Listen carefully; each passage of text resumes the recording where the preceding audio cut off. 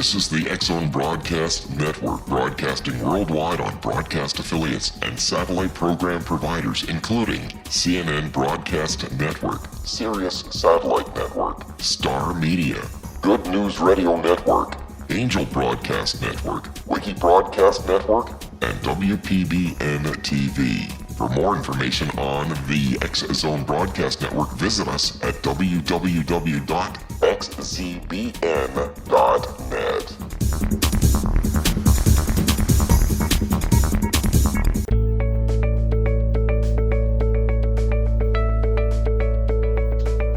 Hi, everybody, and welcome to Dialogue with Divinity. I'm your host, Johanna Carroll, and you're listening to X-Zone Broadcast Network.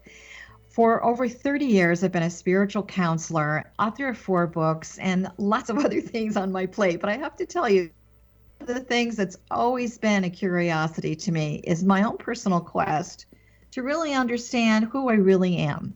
And so the guest that we have today is always one of our wisdom keepers that we bring to you on a weekly basis. And he's written some wonderful books, and really, I think he can help you find out not only who you are, but how you can get there with your peak potential. So our guest today is Howard Falco. He is a spiritual teacher, and he's an expert on human understanding and potential. He is a peak performance or mindfulness coach to college and professional athletes. This would be the MLB, the NHL, the NFL, and CEOs and corporate executives and individuals just like you who are looking for a new way of overcoming life's challenges and achieving exceptional results. He's authored 2 books about self-awareness and the power of personal creation. I love that, personal creation. His first one is titled, I Am, The Power of Discovering Who You Really Are. And his second book is Time in a Bottle, Mastering the Experience of Life. This is an interesting story about Howard. In late 2002, in the middle of what he calls an ordinary life, he's a married father, he's got 2 kids, he went through a sudden and extraordinary expansion of his mind. The dramatic depth and breadth of the shift unveiled the answers to many of the largest and deepest questions that humanity seeks answers for on a regular basis, such as, why am I here? How do I create my biggest dreams and desires? And how do I achieve lasting peace and fulfillment, which is a big one for all of us right now. So I really want to welcome Howard Falco to our show. And I want to tell you, Howard, that something that was very inspirational for me in reading a lot of your information, particularly from your book, I Am. You say that the greatest gift is the ability to choose who you decide to be right now. So welcome to Dialogue with Divinity. Well, thank you very much for that wonderful introduction. It's great to be here with you. I have to tell you that I've taken a lot of spiritual retreats and groups on spiritual retreats to sacred sites around the world. And I noticed on a few of the, very, very ancient buildings, particularly at Rennes-le-Château in France, there was an archway leading into a garden, and it said, know thyself. And when we think of, how many hundreds, thousands of years ago this was created, I just think, it is an eternal quest to really understand not only who we are, but why we're here. So, I really think that I'd like to know what happened to you that caused this shift in consciousness to take you where you are today. Right. Well, I think it's very apropos that you brought up the moniker Know Thyself, because what I discovered is that all the wisdom is truly within us, here for us when we are ready for it. And what happened with me was I got to a place and a time in my life when I was ready to experience it. I was going through a normal everyday life, coaching club baseball, 2 little kids, married, and I just wanted to understand more about when that sense of peace pervades us, when we finally feel like we've arrived. I was working very hard all of my life to achieve the things that I thought brought peace and happiness. And so at a young age, I left from Chicago and came out to Arizona to put myself through school. I got married, check. I got a job that I wanted, check. I started to make money, check. We bought our first home, had 2 kids. All these things were sort of adding up that I thought would create happiness within me. And while I was happy with the things that I had, that contention was missing.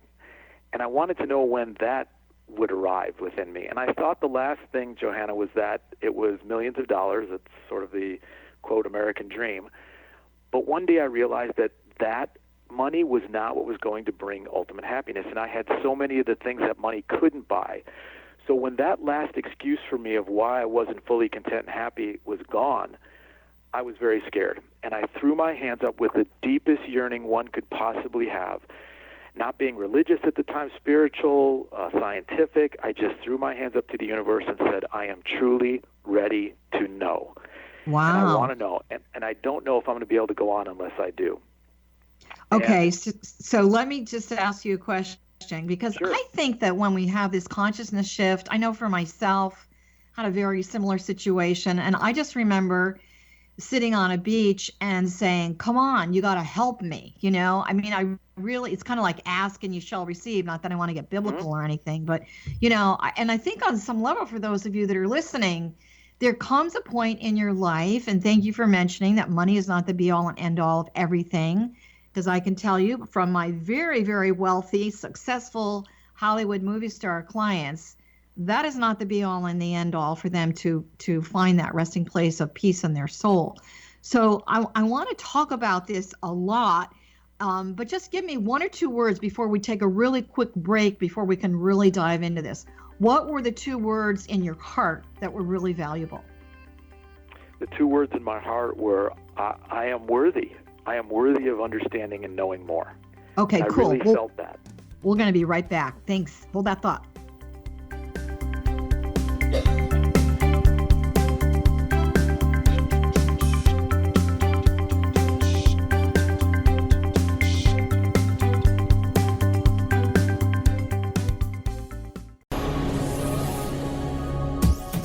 This is the X-Zone Broadcast Network, broadcasting worldwide on broadcast affiliates and satellite program providers, including CNN Broadcast Network, Sirius Satellite Network, Star Media, Good News Radio Network, Angel Broadcast Network, Wiki Broadcast Network, and WPBN TV. For more information on the X-Zone Broadcast Network, visit us at www.xzbn.net.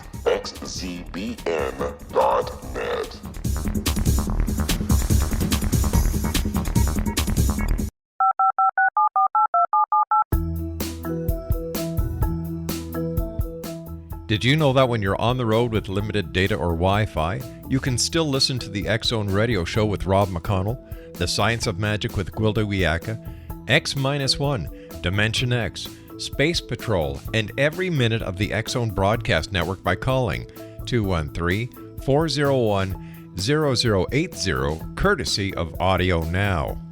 No smartphone, app, or internet needed. It saves your data plan, and it's free if you have unlimited minutes. Call 213-401-0080 to listen on any phone, anytime, anywhere. Remember 213-401-0080 for the best of the paranormal, parapsychology, and sci-fi radio programming anywhere, 24/7, 365.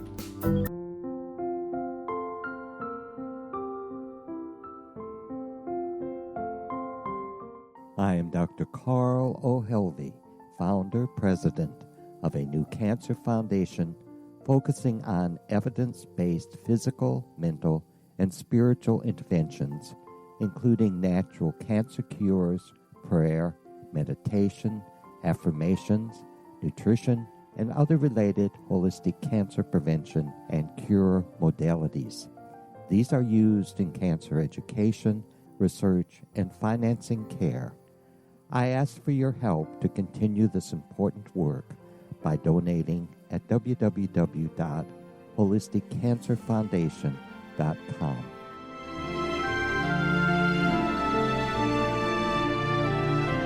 Hello, I'm Pete Marsh. With my daughter Justina, we will be presenting the new radio show, Too Good to Be True. If something seems too good to be true, it usually is. But with the help of Justina's amazing gifts, we're going to gain insight into questions that don't yet have complete answers. Have you wondered who built Stonehenge and for what reason? Why are crop circles found in the same region as Stonehenge and elsewhere? Are crop circles a hoax, or are they created with technologies that we have little knowledge of? Who built the pyramids in Egypt and also in other countries? How and why were they built? Was the Titanic switched with the Britannic as part of a gigantic insurance fraud, or for more insidious reasons? What caused the Tunguska event when trees were flattened over an 800 square mile area in Siberia? Will the new insights be too good to be true? Well, that will depend on what you are prepared to believe. Please join us as we start on this journey together. For more information on Too Good to Be True, visit www.xzbn.net. Little children aren't the only ones afraid of the dark. Millions of soldiers return from war zones with PTSD, anger, frustration, fear, and loneliness, much of which surfaces during the darkness of the night.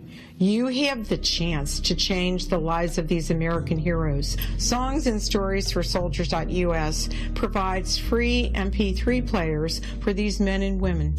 With a list of 3 million songs in 16 different styles, 100,000 audiobooks, and 30,000 old-time radio programs, every veteran can find something to soothe and comfort them at no cost. All our players contain an 8-hour audio program designed to help veterans fall asleep. With 1,500 plus vets now participating, it's our goal to deliver 10,000 audio players this year. Go to our website at songsandstoriesforsoldiers.us. Help us help a veteran make it through the night.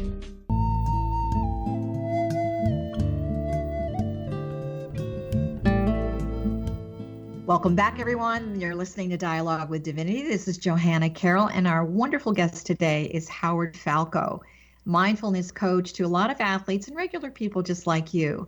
So, Howard, before we went to break, we were talking about that one, maybe, I don't know if it was a finite moment for you, just a series of moments where, the question was, were you worthy? So obviously you have found your worth, your value on another level. But the question I want to ask you right now, I think a lot of people that are listening have experienced that moment in time, and yet they didn't really act on it. They just kind of shoved it in the back of the closet, so to speak. So within your transpersonal experience, this consciousness paradigm changing for you, what do you think makes yours so unique? That's a good question, because my experience is that everybody is worthy of this.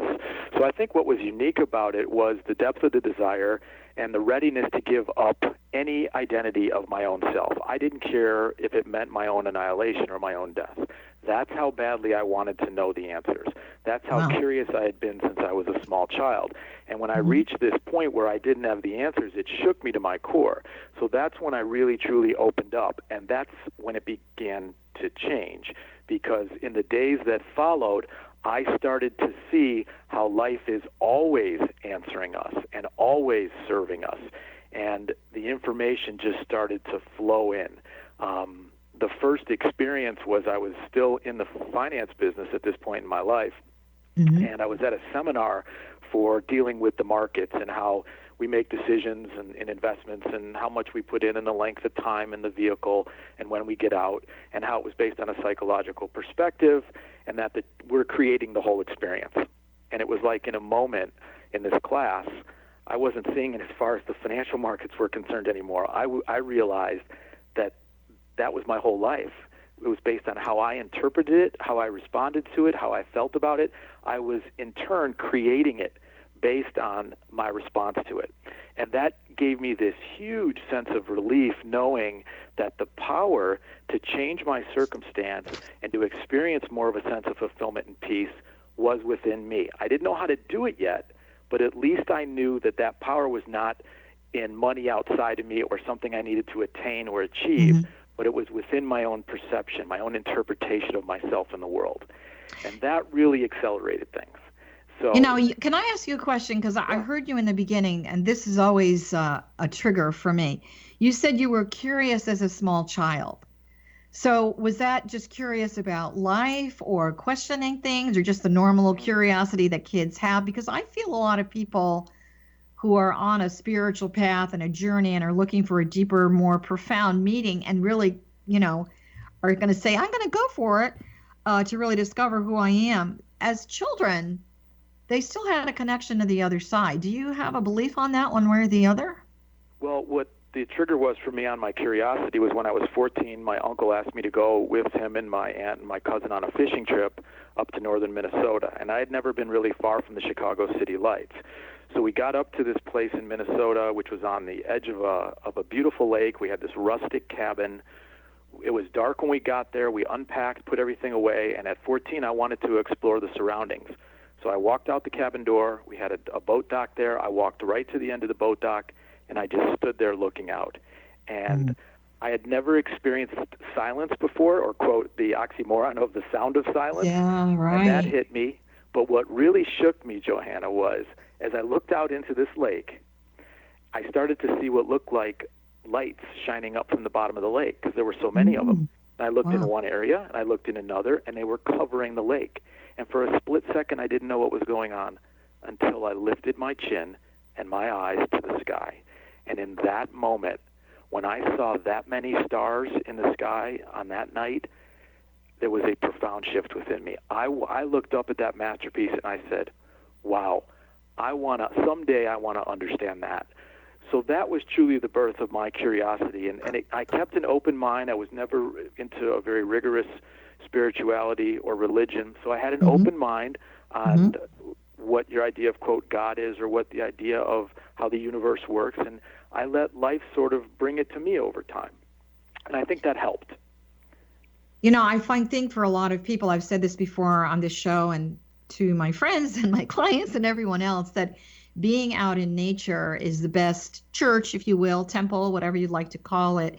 I really feel that it is a reflection of our own divinity, if we can recognize that it's not separate from us. So I'm wondering, as a child then, without going into this for too long of a conversation, that you actually recognize the brilliance of your own direction, the brilliance of your own soul at that moment in time. It wasn't so much the brilliance as it was the curiosity of how that is above our heads at every moment, and that there has to be more of an understanding that can be unveiled about the nature of what we're doing here, why we're here, what our purpose is.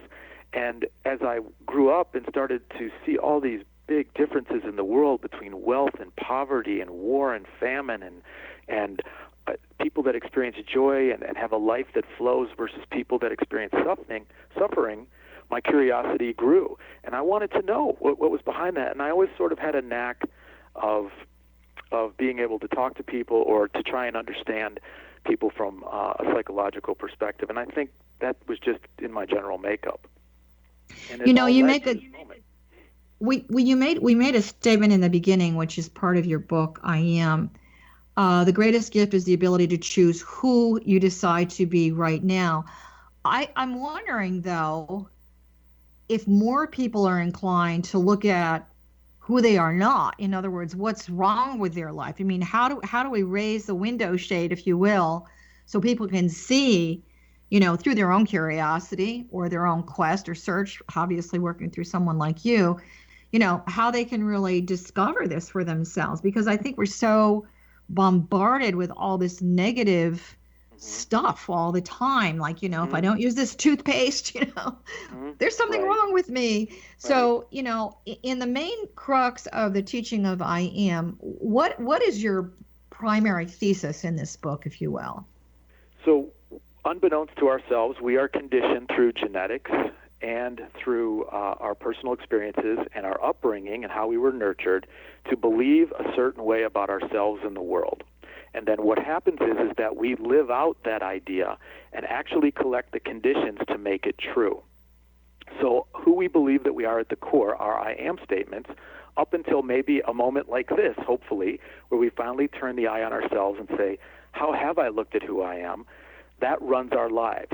But the beauty is in any moment of our realization, we can realize that we have the power to define who we want to be, and then we have the ability to create the conditions that will fulfill this new I am, this new idea of who we are. That's why I think it's every moment offers us our greatest gift of redefinition, or the ability to define, declare, and demonstrate who we choose to be. So every moment is a moment of rebirth. However, you have to be able to draw in enough of the conscious awareness, to understand that your past is not your present, and B, that you get to choose now, when you allow more of a sense of forgiveness, love, and compassion in for yourself, you get to choose more fully now who you want to be. But prior to that moment, when we have regrets, when we have shame, or when we have the poison of guilt in our minds, we will limit what is possible for us both in thought and in action. That is why it's so key to come to a place of cleansing with our soul and see the perfection of our past without any judgment. You know, I'm hearing you speak. For me, I'm obviously writing some notes here, and I feel that the whole concept for those of you listening, if you're living in the external world, looking out there, you have a great opportunity through Howard's work to go to your eternal world, which is looking within at a deeper level. So we have, sort of the duality of external Really effects versus eternal, which is, there's no limitation on eternal. I think that's the thing. And people will tell you everything that they cannot do. But if you say to someone, okay, tell me 5 things that you're really good at, they'll go, it's really a major consciousness shift. And then I'm sure after they've gone through working with you and, people that are on a spiritual path, they'll give you a list that's a mile long. So there really is a huge difference with the external limitations versus the eternal, which is on some level. So what's the main crux of the teaching in Time in a Bottle? Because I know I love the title of the book, obviously, for many reasons. Well, to give you how it unfolded, I am is total self-awareness, know thyself, total understanding of how you created who you are, from energy and matter all the way through the psychological, all the way into the spiritual and the fulfillment of that, and then how you take control of it. That's what the book I Am is about. Time in a Bottle is about how time plays a role in the process of the unfolding of our lives, and how as we understand time more from the perspective of what we say we want to achieve, the gap between what we say we want to achieve, which is out somewhere in our future, and where we are now, and how that gap of time either expands and takes longer because of thoughts and feelings and ideas that are counterproductive, versus having a greater sense of awareness of the truth and the love and the perfection of who we are, that actually helps build the conditions quicker for what we want, that actually collapses time and causes what we want to come together sooner. So it's a different way of looking at the perspective of time as it relates to what we're looking to create. So basically, I call this the pregnant pause of the universe. Everybody take a breath. It's like that stillness that you were experiencing as a young child, looking up at the heavens and looking up at the stars. And so this void space of energy, to me anyway, this is my theory, is the greatest point of creation within the void space, and in my language, letting the universe do their best work on some level. And so I know that you work with a lot of athletes, and I have to tell you, not that I'm a superstar athlete, but I've been playing tennis for 63 years, which is a long time. And I'm not sure I've still reached my peak potential, So I'm still out there playing and saying, okay, I could change this, I could tweak this, I could do that. Do you think that the concept of time, because I really feel on the other side there really is no such thing as time. I feel that past, present moment, future self to come is all kind of one explosion of energy, but because we live in a limited body consciousness on the earth, we sort of have to split it into a reality that we understand. So when you are working with athletes, are you taking them to that pregnant pause, that void space of time, so they are projecting a reality into their future for excellence? No, I would lose them in a heartbeat if I did. Okay, good. All right, so tell me what to do. So basically what I am offering them, or what we're digging into, is where the limitations may have been hiding. In other words, they've already experienced performance that have brought them to one of the top levels in the world, but to push further on that envelope, they have to see more greatness within themselves. They have to see even more possibility. So we dig in and find out where their mind, again, subconsciously, unbeknownst to them, for example, let's say it's a major league ball player, and he's hitting 255, but he really wants to get closer to 300. Well, maybe in his mind, he thought that 255 was his maximum. That was the best he could do. But the truth is always infinite possibility. Right. In other words, anything is possible. And so at the core, what I'm trying to offer a high-level athlete, or really anyone in regular life, is that in any moment, anything is possible. And when you come to a greater sense of love, acceptance, and respect with who you are, again, because you are willing to look at the past and make peace with it, it expands what's possible for you. Okay, And we're going to that's hold what- that thought. We're going to take a quick break. Howard, sorry to interrupt you. We'll be right back.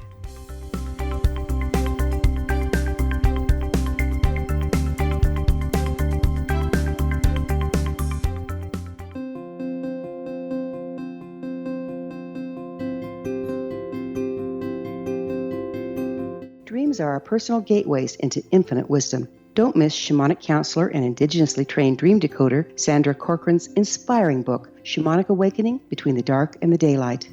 This remarkable work chronicles Sandra's 35 years of experience with diverse wisdom keepers and her initiations throughout the Americas and across the British Isles, Turkey, Greece, and Egypt. Sandy's knowledge of symbology, psychology, and myth influence her dream blog and workshops. Sandy offers private tarot readings, international journeys, a meditative CD, as well as her book, Shamanic Awakening, to encourage you as you navigate this earth walk, creating a deeper connection to yourself and all that is. Find this and more at Sandy's website, starwalkervisions.com.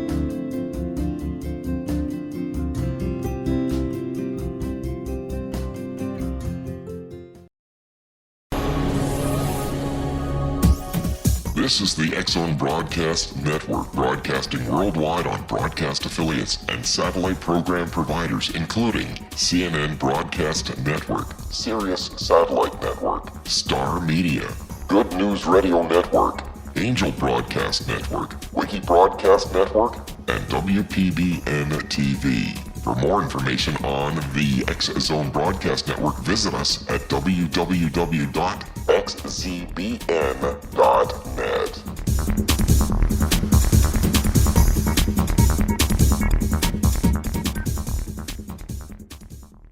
How would you like to be able to read other people's minds? Well, the next best thing is here. When you know how to read a person's name, you know how the person thinks, feels, and behaves. Each letter in our name holds a key to unlock our true essence. Our name contains both our gifts and challenges in this lifetime. Mnemology science discovers personality secrets hidden in the placement of the letters of our names, including the first and last impression people remember about us. Sharon shows us how to interpret the arrangement of letters as outlined in her book, Know the Name, Know the Person. Sharon Lynn Wyeth created mnemology science after 18 years of research and testing her theories, and has supported thousands of people around the world in understanding themselves and others better. You'll enjoy Sharon's unique teachings as she shares her system to learn the gifts behind your given birth name. Even if you don't like your birth name, there are jewels in this book. If you're thinking of changing your name, ready to name your child, or wanting to get along better with others, this is the book for you. If you'd like to improve your relationships and change your life for the better, get the book today, Know the Name, Know the Person, or visit www.knowthename.com. That's www.knowthename.com.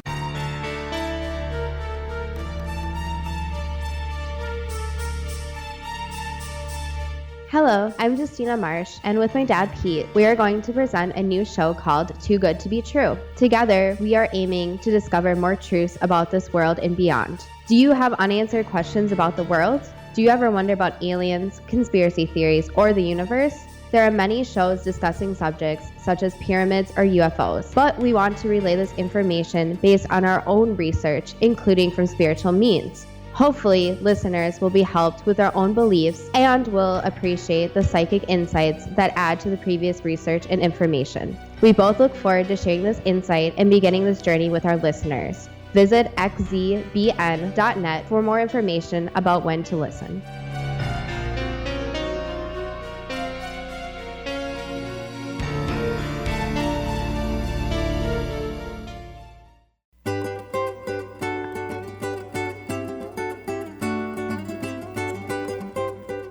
Hi, everybody. It's Johanna Carroll. We're going to jump right into segment 3 here. We're talking with Howard Falco today. And by the way, you are listening to the X-Zone Broadcast Network. If you'd like to see our wonderful menu of hosts that we have, please feel free to go to xzbn.net. Howard, before we went to break, we were talking a little bit about, the athletes that you're working with, and not that it's a limited belief, but a belief that this is as good as I can get. And so on some level, you are taking them, encouraging them, coaching them to take them to the level that there are no limitations on how good you can get. Is that true? That's exactly right. It's digging in and finding any thoughts within them that are limitations or what may have been holding them back, and having them reflect on it in just a slightly different way. And the minute that any human being does that, they see a different version of themselves. A new I am is born. And when there's a new I am born, all your energy, all the ego will go out and help you then fulfill and validate that new believed truth about who you are, just like it's been doing your whole life. So it's a really powerful process of self-definition, self-expansion. When you're working with these athletes, are you getting down to the level of doing a lot of emotional counseling on some level, do you feel, from a cognitive process? No, it doesn't get that technical.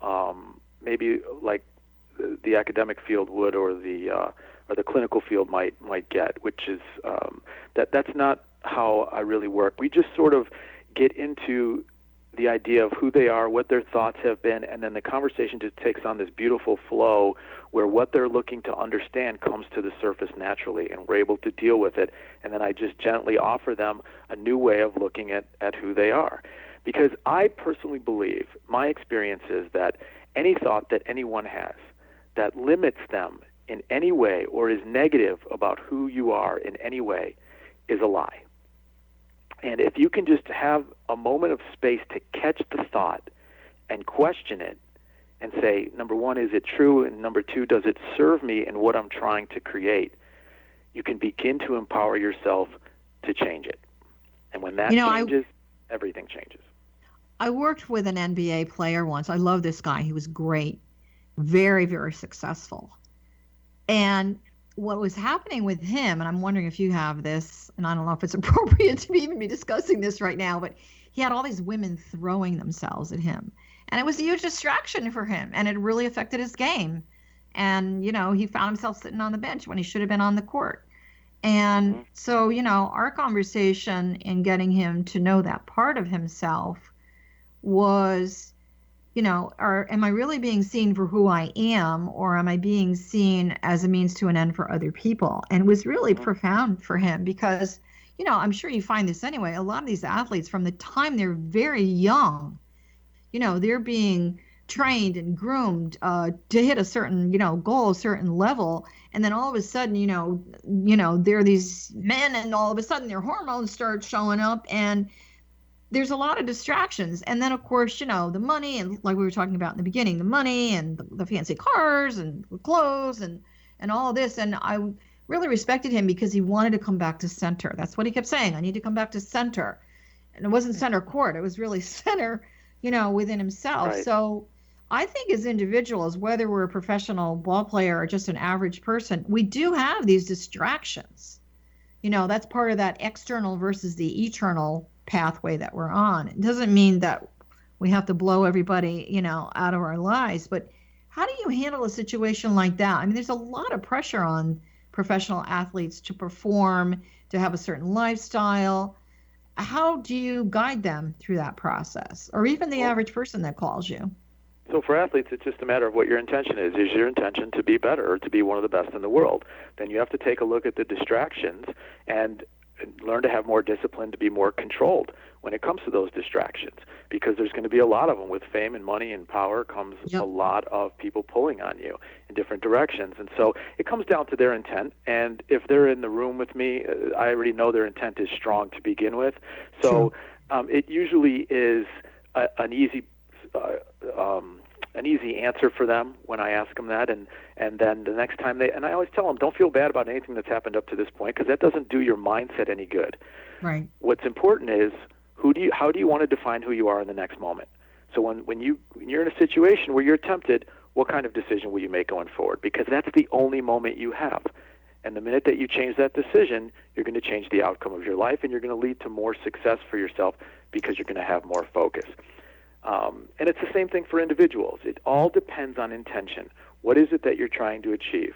Do you believe that this universe is working and is on your side? I mean, right now it's really interesting. We're having this conversation. People are listening.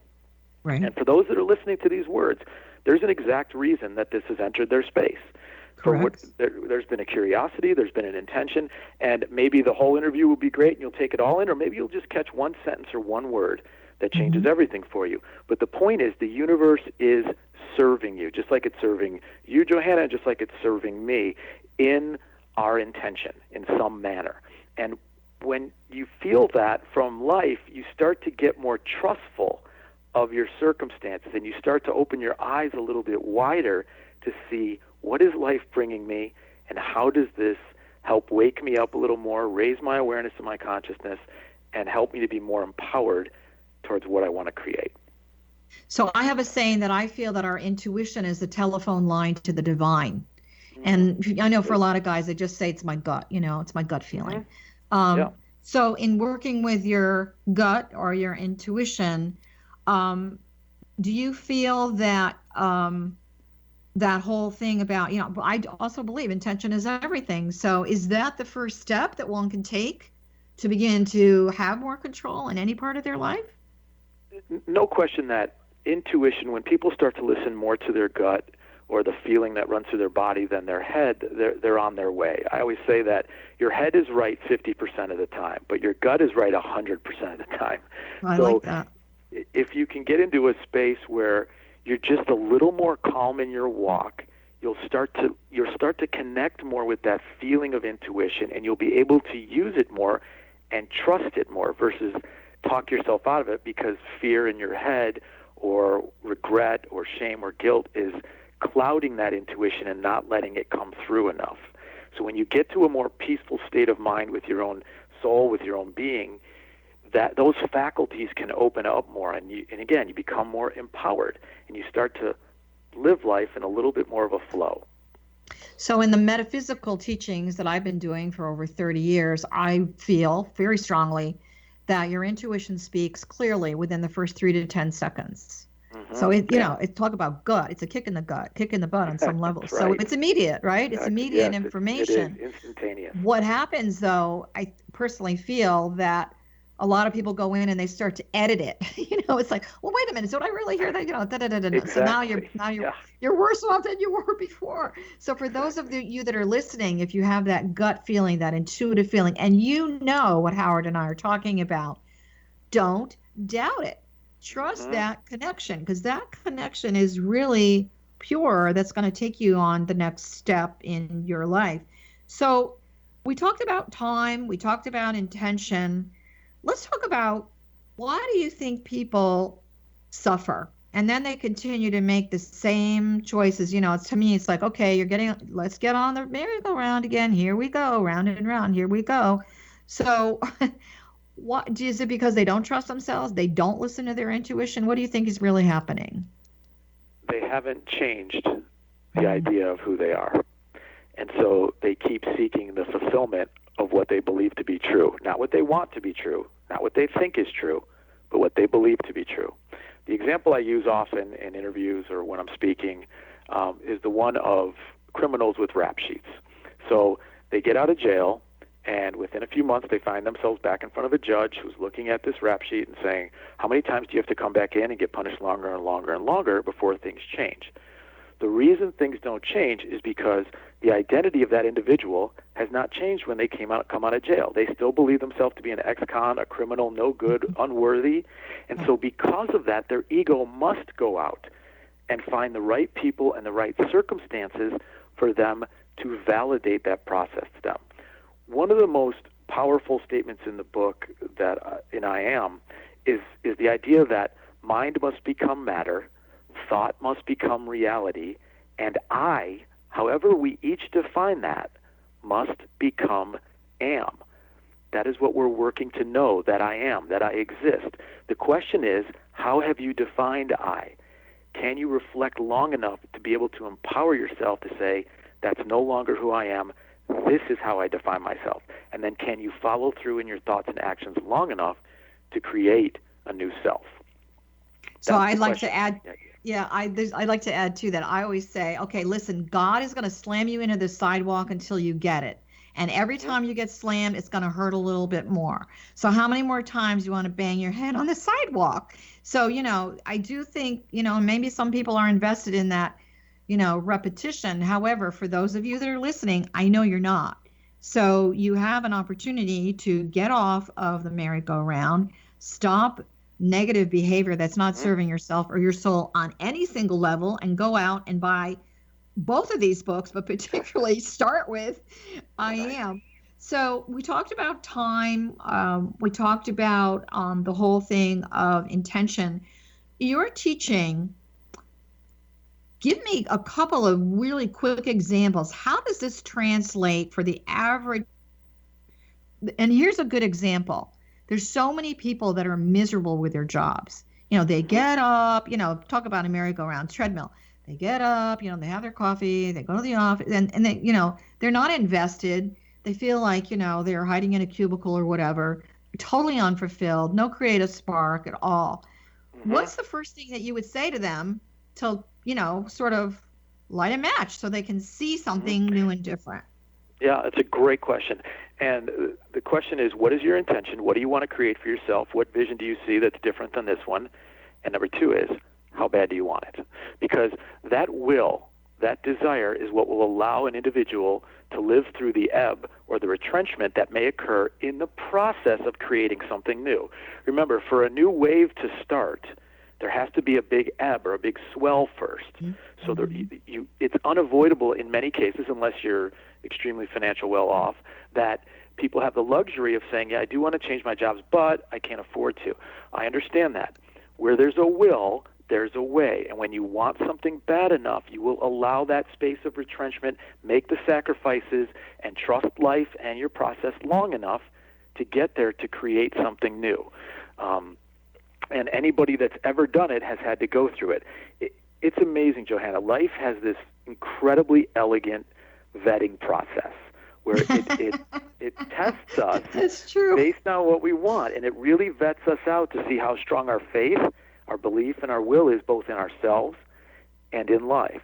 So that's what I offer people. What do you want and how badly do you want it? I had an experience, and I know that you and I are, similar paths, a little bit different, obviously, in some ways, but I was in corporate financial healthcare for a long time. And I remember pulling into the parking lot and actually getting nauseous. That's how much I did not want to go into my office, Yeah. And I kept saying, okay, God, I know you got a bigger plan for me than this, I know there's a bigger plan. And so, I bailed. I just left. I called it my corporate crash moment. And everyone was saying, how can you do this? How are you going to pay your bills? And I'm like, you know what? I had just started my spiritual practice, and I just knew that if I gave it the energy it needed, it would take me to greater than what I had at that, hospital system. And it did. So anyway, we're going to take a quick break, and we'll be right back with our last segment.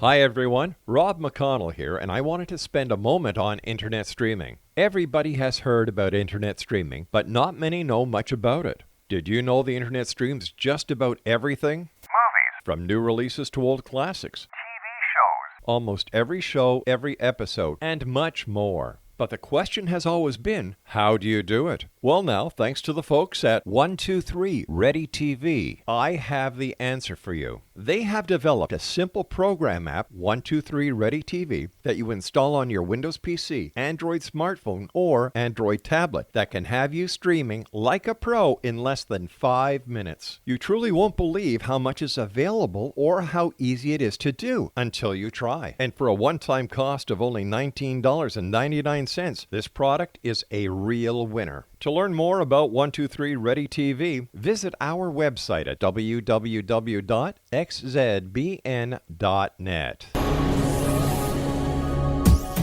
This is the X-Zone Broadcast Network, broadcasting worldwide on broadcast affiliates and satellite program providers, including CNN Broadcast Network, Sirius Satellite Network, Star Media, Good News Radio Network, Angel Broadcast Network, Wiki Broadcast Network, and WPBN TV. For more information on the X-Zone Broadcast Network, visit us at www.xzbn.net.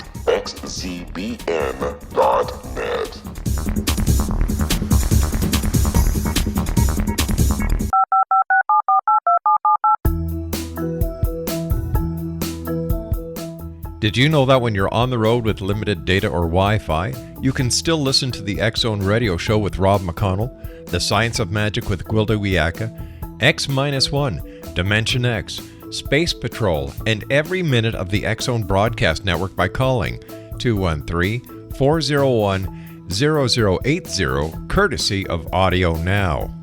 No smartphone, app, or internet needed. It saves your data plan and it's free if you have unlimited minutes. Call 213-401-0080 to listen on any phone, anytime, anywhere.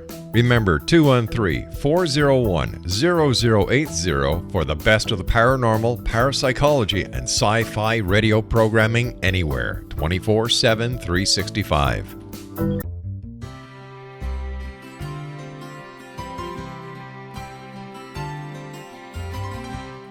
True healing must address 4 levels: physical, emotional, mental, and spiritual, for us to live joyful and productive lives. We tend to treat 3 of the 4, leaving the spiritual languishing. If you're tired of the same dysfunctional patterns cropping up in your life, Soul Balancing is for you. Trixie Phelps, owner and founder of Soul Balancing, is a naturally gifted energy healer trained in numerous esoteric forms, including shamanism. Trixie has created a powerful modality that safely and effectively clears your energetic field. A Soul Balancing session can remove interference, heal trauma, and restore your hope. Contact Trixie for a life-changing long-distance session today, www.soulbalancing.world.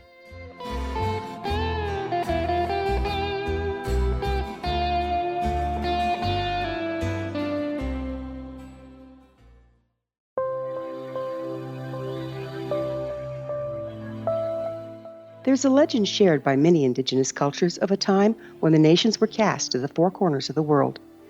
Each nation was given a body of sacred knowledge that held a different portion of the truth to preserve. True reality could not be known until all the nations reunited, combining the information.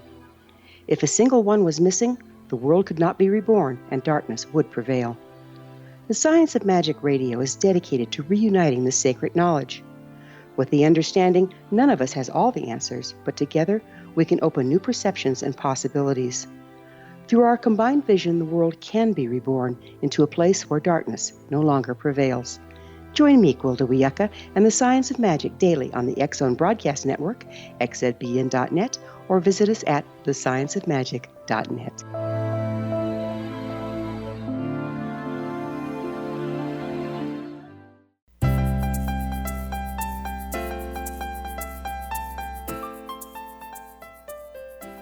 Welcome back to our last segment, everyone. This is Johanna Carroll, and you are listening to Dialogue with Divinity. Howard, before we go any further, how can people find you? Where can they buy your books? What's next? What's going on? Give us the update.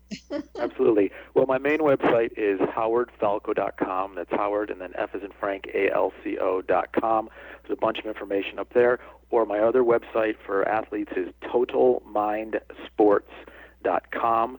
I'll be in July, I believe it's the late July, I'll be at Floyd Fest out in Virginia doing 4 talks during the music festival there, which I'm very excited about. I'm going to cover a range of subjects.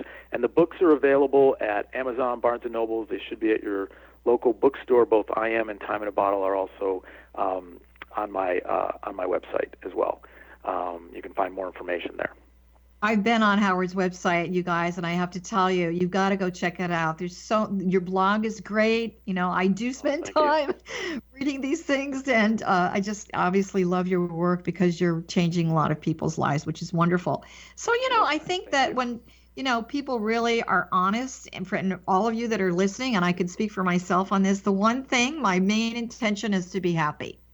And I think that that sense of happy, peace, and joyfulness, I really do believe it is the natural state of the soul that we all really yearn for. And yet we think it's an elusive thing that we can never accomplish. So how do you feel one experiences joy and peace each day?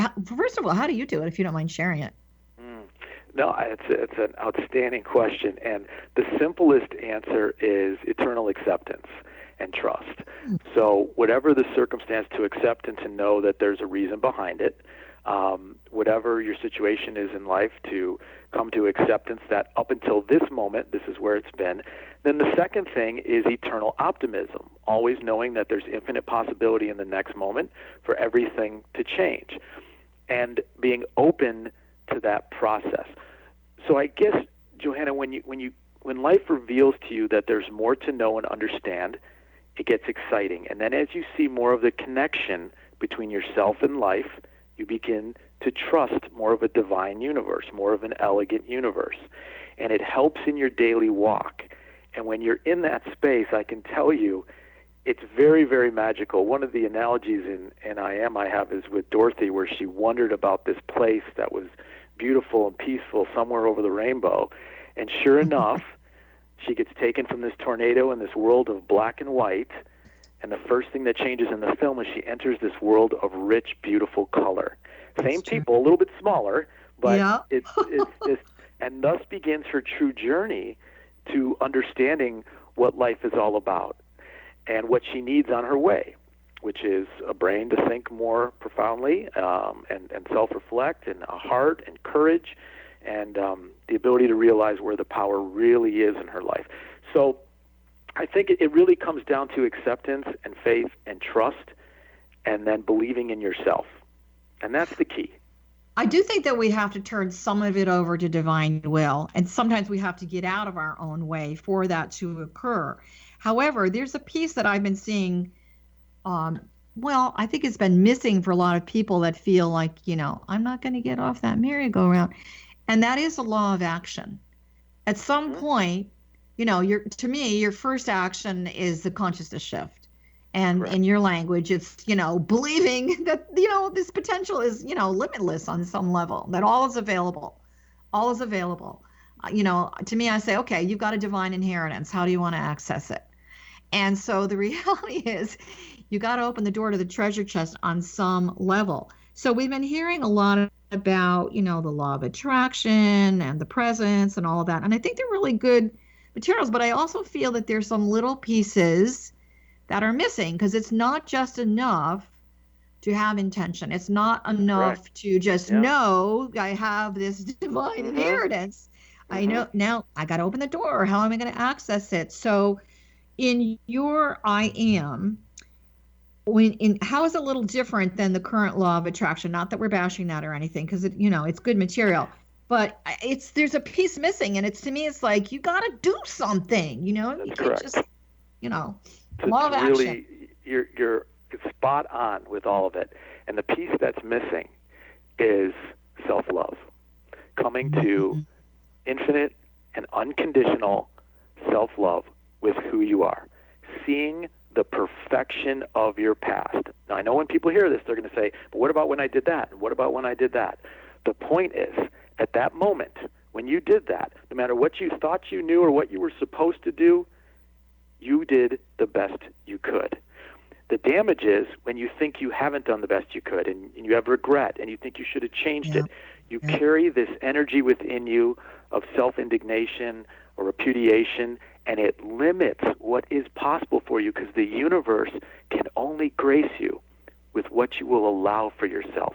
Nothing more, nothing less. But this isn't what you think. This is at the most fundamental level of your soul.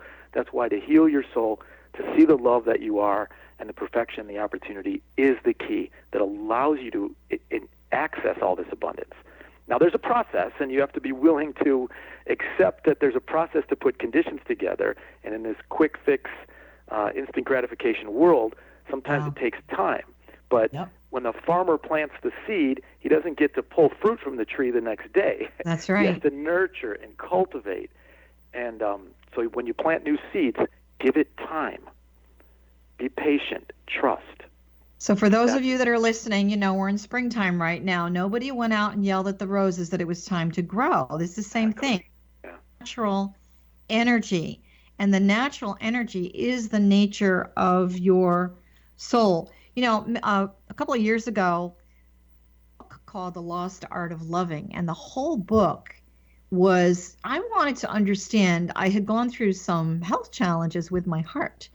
And I thought, okay, what's really going on here energetically? Have I sucked in all of the people that I've been doing counseling with for the 30 years? I wanted to see the correlation between self-love and my own emotional state and my health, And so I did a lot of research on a lot of ancient, and it all went back to the ancient teachings where I feel all great things happen is to really know thyself. Because when you really know yourself, you can't help but love yourself unless you're judging yourself all the time. So for those of you that are listening, I love this whole concept of the elegant universe. It is elegant, it is loving, but it's only going to present you manifestation wise to the level that you really do love yourself, So it is to thy own self be true on some level.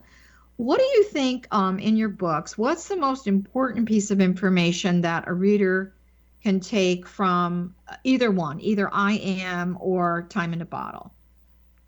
That every moment offers you another opportunity to change it all. This moment is your moment. You haven't wasted a single moment in your entire life. It has all led you to this one. So we're told that this metaphysically is called the Aquarian Age, which is the age of self-love, compassion, wisdom, understanding, and that we have left the Piscean Age, which was the age of victimization, suffering, greed, jealousy, cognitively we would call it. And so I see a lot of people on the bridge walking back and forth, and so if you have someone, and I'm going to speak to people that are listening right now, if you've really been suffering over something that you've been carrying around in that suitcase of your life, maybe for lifetimes, how would you tell that person to put the bag down? Do they need to actually review some of this stuff? Do they need to go into therapy? Obviously they need help, so coaching from you obviously is a big factor.